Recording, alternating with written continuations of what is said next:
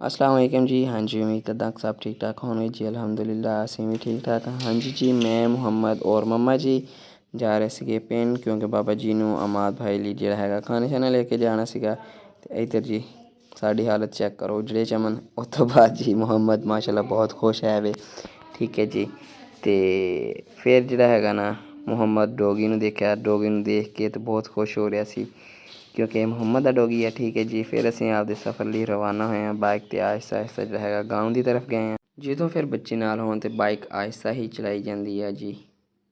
ਹਾਂਜੀ, ਹੁਣ ਗਾਉਂ ਪਹੁੰਚ ਗਏ ਹਾਂ ਅਤੇ ਇਸ ਜਗ੍ਹਾ 'ਤੇ ਅਸੀਂ ਮੋਰਾਂ ਦਾ ਕੇਜ ਜੋ ਕਿ ਟਾ ਦਿੱਤਾ ਗਿਆ। ਅਤੇ ਇੱਧਰੋਂ ਵਿਊ ਚੈੱਕ ਕਰੋ, ਮਾਸ਼ਾਅੱਲਾ ਜੀ, ਬਹੁਤ ਹੀ ਪਿਆਰਾ ਲੱਗ ਰਿਹਾ, ਠੀਕ ਹੈ ਜੀ। ਅਤੇ ਮੁਹੰਮਦ ਸਾਹਿਬ ਅਮਾਦ ਭਾਈ ਦੇ ਨਾਲ ਫੁੱਲ ਇੰਜੋਏ, ਗੱਲਬਾਤ, ਸਾਰਾ ਮਾਹੌਲ VIP ਸੀ, ਠੀਕ ਹੈ ਜੀ। ਜਾਨਵਰ ਆ ਗਏ ਸਾਡੇ, ਗਾਵਾਂ ਬੱਕਰੀਆਂ, ਠੀਕ ਹੈ ਜੀ। ਅਤੇ ਇੱਧਰ ਮਕਈ ਆ ਗਈ, ਕਿਉਂਕਿ ਮਕਈ ਜਿਹੜੀ ਹੈਗੀ ਹੁਣ ਲੱਥ ਕੇ ਘਰ ਆਉਣ ਲੱਗ ਪਈ ਹੈ ਵੇ, ਪੱਕਣ ਲੱਗ ਪਈ ਹੈ ਨਾ। ਅਤੇ ਫਿਰ 2-4 ਦਿਨ ਖੁਸ਼ਕ ਹੋਣ ਲਈ ਰੱਖਣਗੇ ਅਤੇ ਫਿਰ ਉਹ ਤੋਂ ਬਾਅਦ ਕਢਾ ਕੇ ਸੇਲ ਕਰ ਦੇਣਗੇ। ਹਾਂਜੀ, ਪਰਿੰਦੇ ਆ ਗਏ ਇੱਧਰ ਥੋੜ੍ਹੇ ਜਿਹੇ ਸਾਡੇ, ਅਤੇ ਉਹ ਤੋਂ ਬਾਅਦ ਇੱਧਰੋਂ ਵਿਊ ਦੇਖੋ, ਮਾਸ਼ਾਅੱਲਾ ਜੀ, ਕਿੱਡਾ ਪਿਆਰਾ ਲੱਗ ਰਿਹਾ। ਕਹਿੰਦੇ ਹੋਣਗੇ ਫ਼ੋਨ ਬਹੁਤ ਜ਼ਿਆਦਾ ਘੁਮਾ ਰਿਹਾ ਵਾ ਜੀ। ਅਤੇ ਇੱਧਰੋਂ ਦੇਖੋ, ਇੱਧਰਲਾ ਵਿਊ ਮਾਸ਼ਾਅੱਲਾ ਜੀ, ਤੋਂ ਗੈਂਡੇ ਦੇ ਫੁੱਲ ਆ ਗਏ ਨੇ, ਠੀਕ ਹੈ ਜੀ। ਅਤੇ ਇੱਧਰਲਾ ਵਿਊ ਮਾਸ਼ਾਅੱਲਾ ਘਰ ਦਾ ਦੇਖੋ ਜੀ, ਮਾਸ਼ਾਅੱਲਾ ਮਾਸ਼ਾਅੱਲਾ ਮਾਸ਼ਾਅੱਲਾ, ਕਿੱਡਾ ਪਿਆਰਾ ਲੱਗ ਰਿਹਾ ਜੀ, ਬਹੁਤ ਖੂਬਸੂਰਤ ਹੋ ਗਿਆ।